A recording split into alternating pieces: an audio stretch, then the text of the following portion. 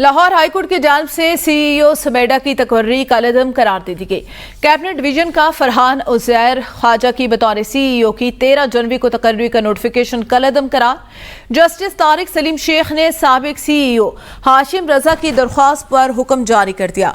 हाशिम रजा ने बतौर सीईओ अपनी मुद्दत में तौसी की इस्तदा भी की थी। विफाकी हुकूमत ने हाशिम रजा की मुद्दत मुलाजमत में तौसी की मुखालफत की थी।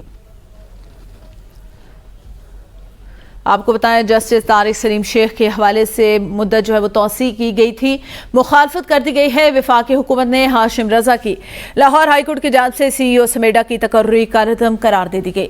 ख्वाजा की बतौर सीईओ की 13 जनवरी को तकर्री का नोटिफिकेशन भी कलअदम। जस्टिस तारिक सलीम शेख ने साबिक सीईओ हाशिम रजा की दरख्वास्त पर हुक्म जारी कर दिया। विफाकी हुकूमत ने हाशिम रजा की मुद्दत मुलाजमत में तौसी की मुखालफत की थी। असद शाह से जानते हैं। जी असद।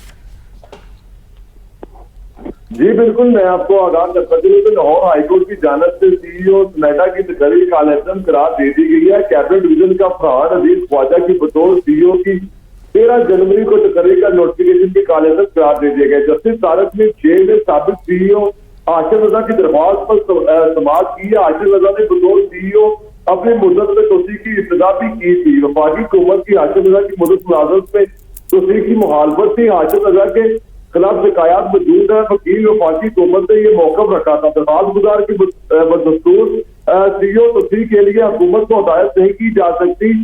ये फैसला किया गया। मजीद अदालत का कहना है कि समेडा कानून के तहत वफाकी हुकूमत सीईओ की तकर्री बोर्ड की सिफारिश पर करती है। सेक्टर 6 के तहत समेडा बोर्ड मौजूद नहीं। अदालत ने मजीद कहा है कि बगैर बोर्ड और सीईओ समेडा के ऑपरेशन मुतासर होने की तवक्को है। हुकूमत पाकिस्तान बोर्ड की खालिद नशिस्त पर तकर्री के लिए फौरी इक़दाम करे। बोर्ड के बाद सीईओ की तकर्री के लिए